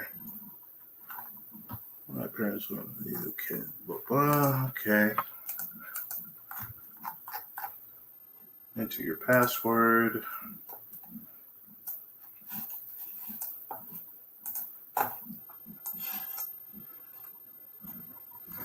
Let's see something. It's called Billy. Billy is, let's do 10 years old. You know what? No. Let's do Billy is 5 years old. February, March. Recommend setting for Billy. Your selection impacts the type of videos on YouTube Kids. I should be able to change this 5 to 7. Let's see something.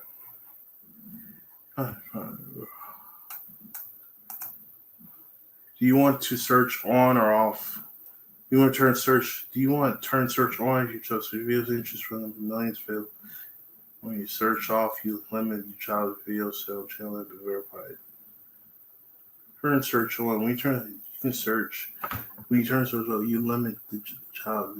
Your child to video sale channel to be verified by user kids. Let's do it either way. Okay. Billy. All right. Let's go. Let's just see if it's possible.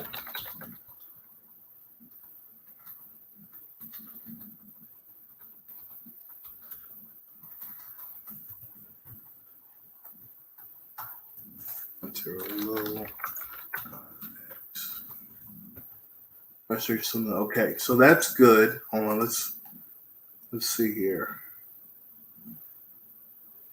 Okay. Good.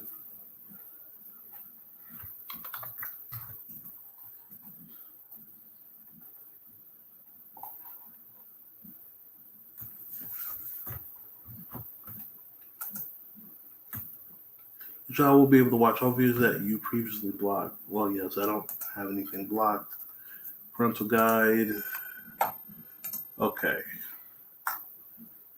So good. So it looks like you can kind of protect your child if they're using YouTube Kids, but if they're using regular YouTube, they're going to see Montero. So you got to protect your children, people. You really got to protect them. Yeah, you really got to protect them by allowing them to use YouTube Kids, because if they're not on YouTube Kids, it looks like Montero is going to get through. Hold Let's see here.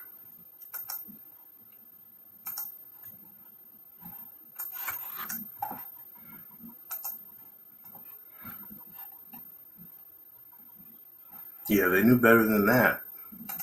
Let's switch it to 8 to 12.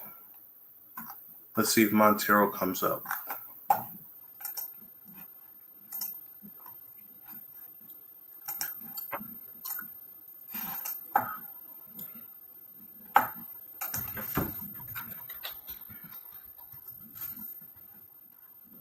Montero. Okay. So Montero doesn't come up for 8 to 12. So if you want to really protect your children, you're going to want to do, you're going to want to have your kids use YouTube Kids. Because if you're not using YouTube Kids, then you are allowing them to be subjected to, I mean that, to that type of stuff. Let's go ahead and sign out. Good. Okay, so there's some protection. So YouTube ain't crazy. But how often are parents going to be able to make sure their kid is on YouTube Kids? You know? Let's see here. All right, so that sums that up. But yeah, well, Lil Nas X, he's tripping. He's definitely tripping. Not only that, but he's coming through to. He teamed up with some other company and created a shoe. Not now. There we go. Hold on. Let me hold on. Let me sign in as. There we go. There we go. There we go.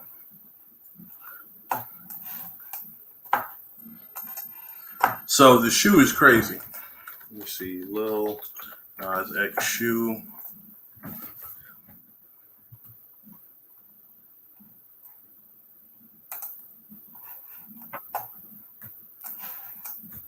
So let's look at this. This is ABC. ABC says that Nike denies involvement with Lil Nas X Satan shoes containing human blood. You read that right. The Old Town Road artist is collaborating with streetwear company MSCHF on the Pentagram sporting shoes, only 666 pairs of which will be on sale Monday, tomorrow. The devil wears Prada, and now, according to rapper Lil Nas X, he also wears custom Nike sneakers containing human blood. Lil Nas X, the Old Town Road artist, is collaborating with the streetwear company MSCHF on a pair of Satan shoes, only 660 pairs of which will be on sale Monday. The controversial kicks, apparently modified Nike Air Max 97s, are decorated with pentagram pendant and a reference to Luke 10:18, a Bible verse about Satan's fall from heaven. They will be sold for $1,018. The sneakers also contain a drop of human blood in the sole, drawn from members of the MSCH team, a company told NBC News on Sunday. Sounds like a ritual to me. News of the shoes drew outrage over the Palm Sunday weekend. Some critics slammed both Lil Nas X and Nike. Right, why would you do this literally the week before Easter? I mean, all of this stuff is not, this isn't just artistic expression. This is downright blasphemy. Like, this is like downright an affront. News of the shoes outrage, but Nike was quick to distance itself from the shoes, pointing out that they're custom adaptations of existing products. We do not have any relationship with Lil Nas X or MSCHF. Nike stated in the statement, Nike did not design or release these shoes, and we do not endorse them. These Satan shoes by Nike Lil Nas X with a 666 and a drop of human blood in the sole is the reason why we Christians must be prayed up, ready to battle in the spirit with the voice of the Holy Spirit. This is evil, heresy, and I pray that Christians rise up against this. Yeah, man. What the hell? What? Tripping. Dear Nike, this isn't hard. When someone asks you if they can make Satan shoes under your brand, you say no. Exactly. Simple as that. Emerson previously released a pair of modified Nike Max Centers called the Jesus shoes. Why would they allow them to do that? Which contain what is described as a holy water in its soul drawn from the River Jordan. What? The release of Satan shoes coincide with Lil Nas X's latest Montero accompanying music video. Lil Nas X is seduced out of what appears to be the Garden of Eden, falls into hell, and gives the devil a lap dance. The video was reviewed over 29 million times since Friday. Rapper, whose real name is Montero Lamar Hill, put out a short YouTube video. Lil Nas X apologized for Satan shoes. While holding the sneaker, Lil Nas X begins speaking before he gets to the advertised apology. The video cuts to a clip from Montero giving him the devil a lap dance. He also tweeted in defense of the shoes Sunday, "Y'all gotta admit, the shoes hard. You cannot sit here and lie." What? After the release of the song Friday, Lil Nas has put on an open letter to his younger self about coming out. Rapper who's openly gay explained the song was about a guy he met last summer. "I know we promised to never come out public, but I know we promised to never be that type of gay person. I know we promised to die with the secret. This will open doors for many other queer people to simply..." So listen, man. Listen. If you're gay, cool. Why do you need to create a sacrilegious music video?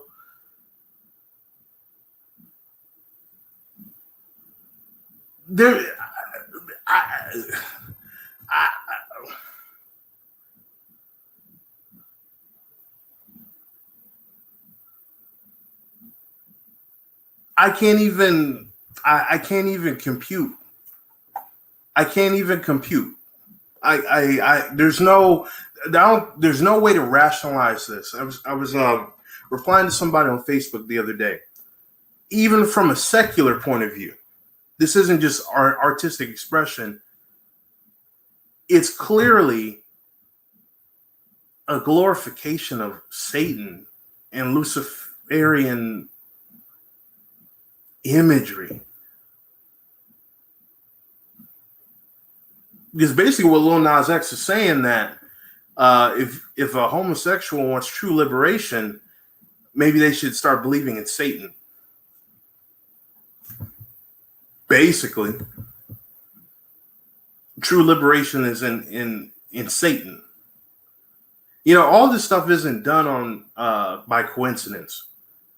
A week before Good Friday and Easter? Really?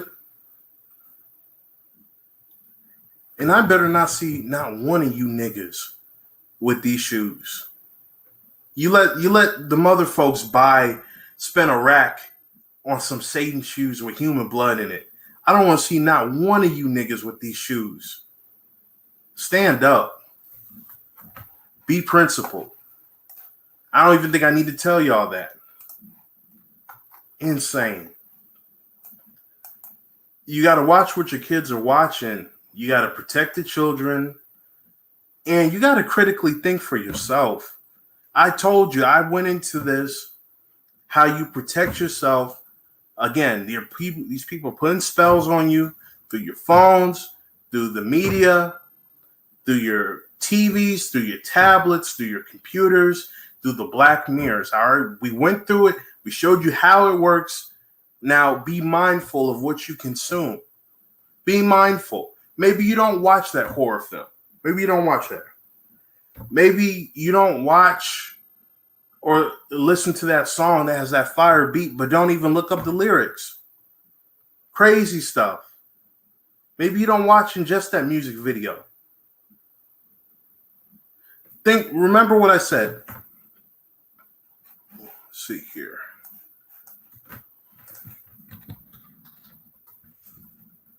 Remember, a lot of this stuff is brainwashing programming, and getting into your subconscious.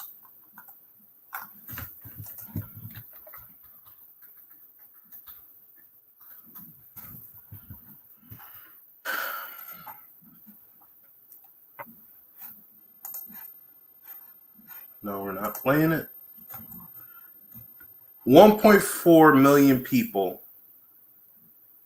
27 million people watched this video, and this got into their subconscious. Think about that. Number 8 trending. The number 8 video trending on YouTube. 27 million people allowed this to be in their subconscious. You can hear from the comments, 244,000 comments. People are making fun and making light of this like it's nothing.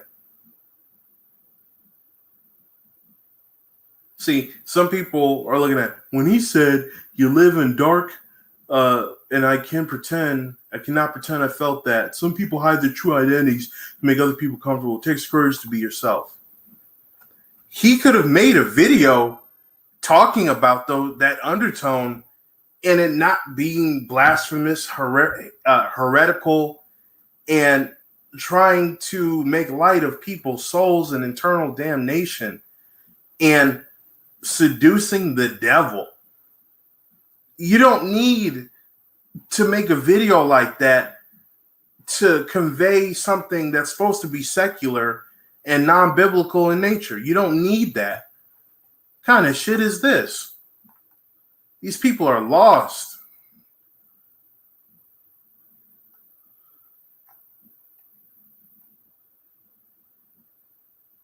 What the hell is wrong with these people?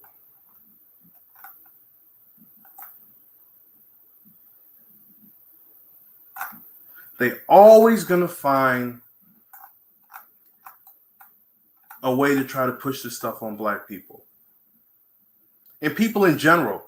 You see most of these comments, I don't see no brothers. Where are the brothers at? I see all these other people, and some of these are avatars, commenting on this stuff. Everyone else is here for it. I don't see any brothers or sisters being like, yeah, that's cool. No. You can't let them try to brainwash y'all. You can't let them try to push these agendas on y'all. And just be mindful of what you consume. That's all I'm saying. That's why I took 2 hours. We just got over the 2 hour mark to try to convey this stuff to you. This is stuff that you just got to, if you're not going to take the time to research it, I hope this video helped you. I hope you share this video with people and just, allow them to, be mindful, think about this stuff. These are things that CNN's not going to talk about. These are things that, if your parents don't know, your grandparents don't know, these are things you need to show them. And think about how easily you can be influenced and what it takes to protect yourself. For me, like I said, I'm a follower of Christ. He protects me from this stuff. But even I need help. Even I need to back away from this stuff. There's so much stuff that I research, so much things that I've learned. If I didn't have a foundation, I'd probably go crazy. A lot of you would probably go crazy. But when you're protected and when you belong to the Lord and he guides you and protects you, you know how to combat this stuff. I'm just here to help y'all and help myself. This isn't about materialistic things. This is about your soul. Remember, this is just a shell. This is just a shell. This can change. This will die. This will wither. This will get dehydrated. This will get hydrated. What matters is what's in here, your soul, all around you. That's what matters. That's why they're pushing so hard to corrupt your soul so they can get it. So that when the day comes that you do leave this mortal coil, this meat vehicle, this avatar for your soul, you don't ascend. You don't go to the next level. You don't be with God. Your soul trapped.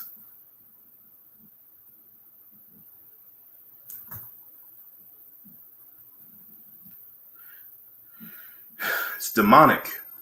And the fact that you have videos like this where people are just so blatant out with it, like it's cool. you know? Like it's cool. Like that's the cool thing to do. Cool thing to do.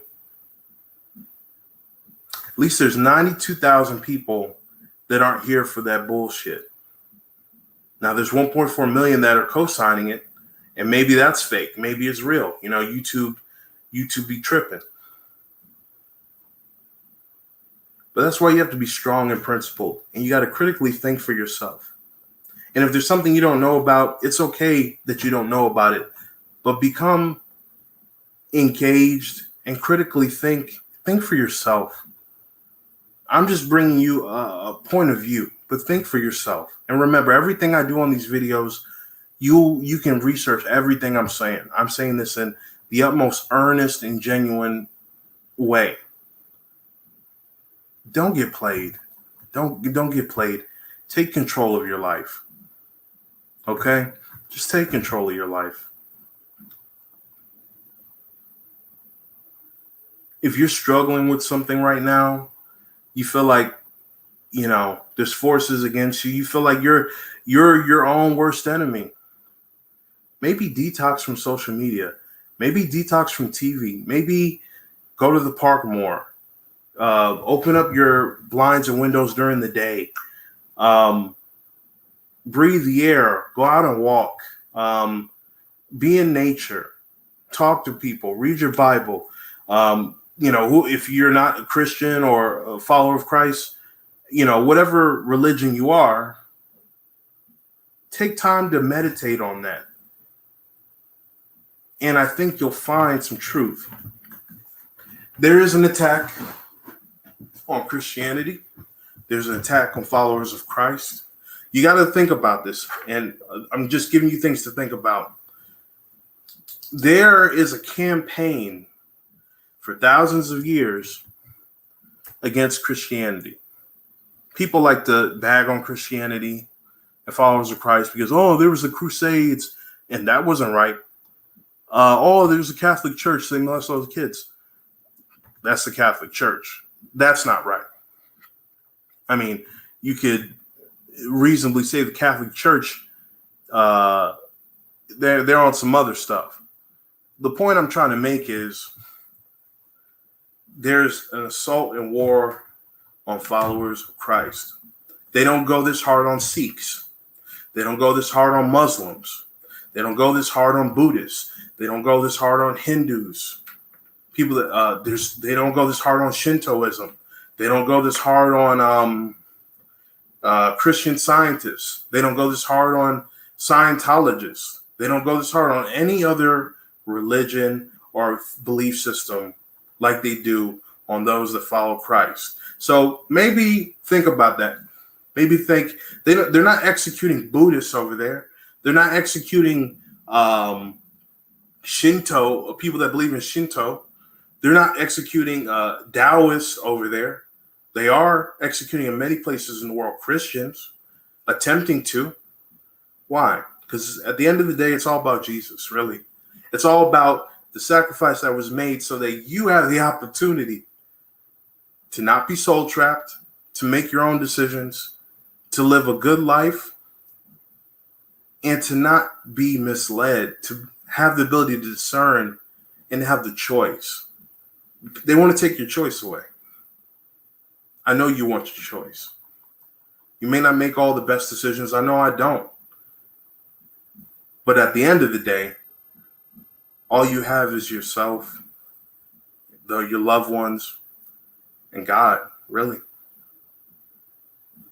So, you know, people can say what they want, but no one goes harder against Christians. No one goes harder on any other religion or belief system than they do Christianity. That should tell you something. Everybody wants to get rid of us. If we didn't have the answers, if we were just talking that bull, they'd leave us alone, right? Because it's not true, it's not right. But when someone, being a black person, where my existence is a threat to so many, I didn't do anything wrong. I know what it's like to be under fire and being maligned and schemed against and sought to be destroyed. So I can kind of feel what it's like being a follower of Christ too, because it's a very similar existence. If you're not the one, if you're not special, then why would they go so hard against you? But I'll tell you this, and I'll probably leave it here. I love the verse too. The Lord said, if I'm for you, who can stand against you? Facts. Facts. I can't be beat. Can't be beat. Can't be destroyed. Like, there's nothing you can do. Like, let me make that very clear. All the schemes, all that crazy stuff, all these agendas, if I've got God with me, Yeshua, Jesus, all the same thing. If he's with me, I'm never gonna fail. I can't be beat. It's just facts. Don't be mad at me. Take that up with him. It's just how it is. Have that same conviction. Have that same principles. Have that same confidence. And if you don't got it, it's okay. Build it. Take the time. Talk to God. That's it for this stream. You know, if anyone wants to come up, we can definitely talk about it. That's the end of my presentation. Yeah, if anyone wants to come up, don't forget to like, comment, share. I'd love to hear your thoughts on this, everybody. I'll send the link. Maybe not in the chat. Just let me know if you want it. I'll send the link to you personally. Because, like I said, we already had the satanic troll in the comments earlier. So I already know people are going to try to come up and cast spells on people and stuff. People think they slick. But yeah, come on up. If anyone wants to come up, let me know. Write in the comments. We'll have a discussion about it. I'll leave some time for that. Because that's crazy. That's downright wild.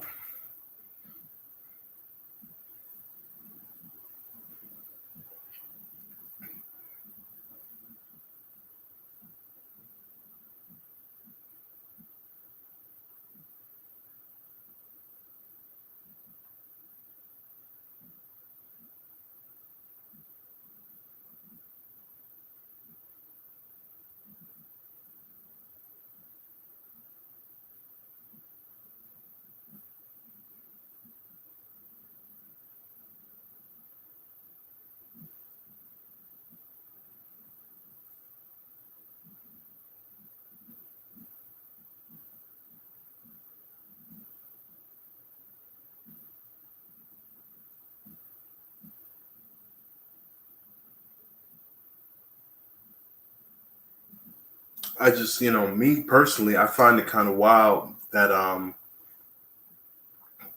I know some people got to feel some type of way about this. They really do. They really do, because it makes no sense. And if you think I'm wrong, come up. I don't mind any opposition. Tell me how you feel. If you think I'm wrong or don't agree with what I'm talking about, come up and voice your opinion. But I mean, I kind of dispelled everything, right, for y'all. I mean, I pretty much explained how it works. I mean, it's going to be hard to dispute that. Very hard to dispute that. Very, very hard to dispute that. Hold on a second. Do share.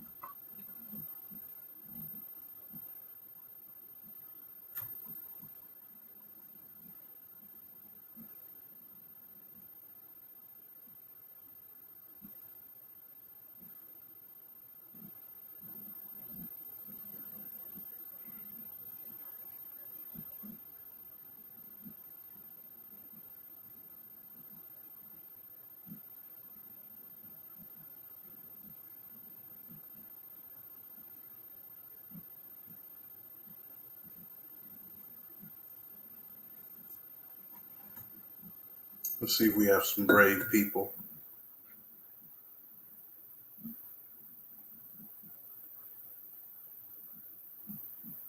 Let's see how brave they are.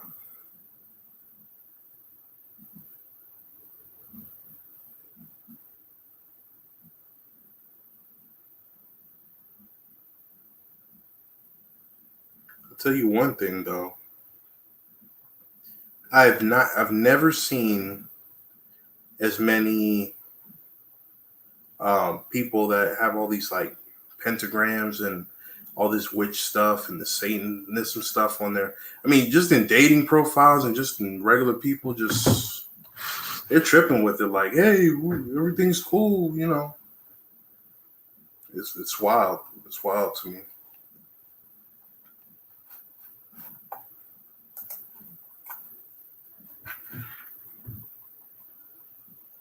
Come on, y'all.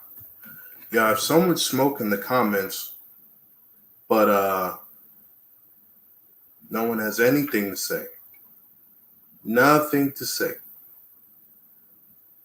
when you give them an opportunity to say something.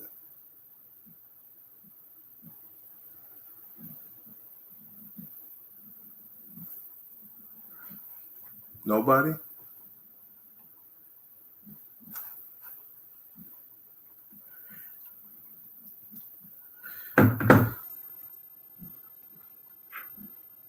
I know, it's hard to combat. I mean, when I lay it out like I did, you know, what you gonna do, you know? What you gonna do? What you gonna do? Anybody, any takers, anybody wants to discuss this?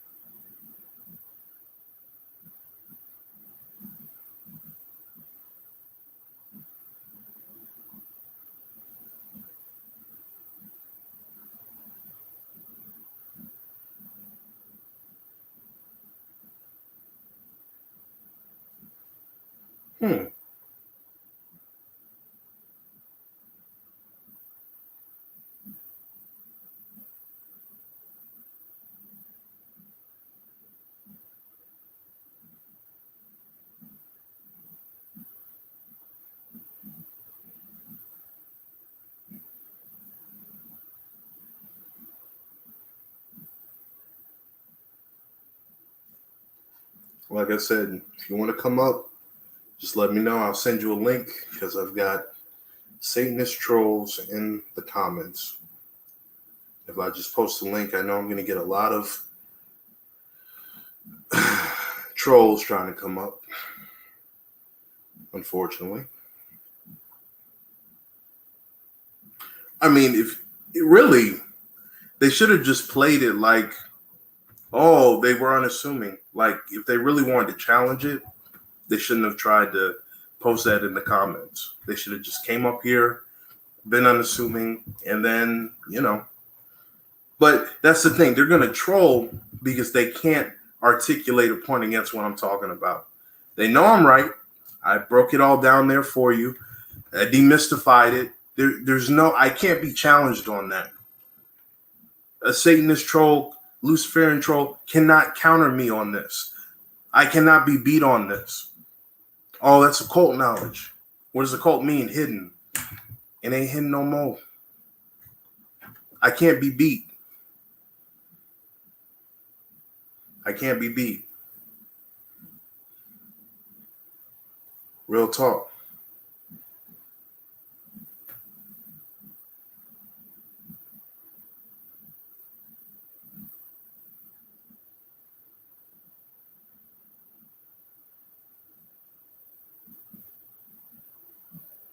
Yeah, no one wants to smoke.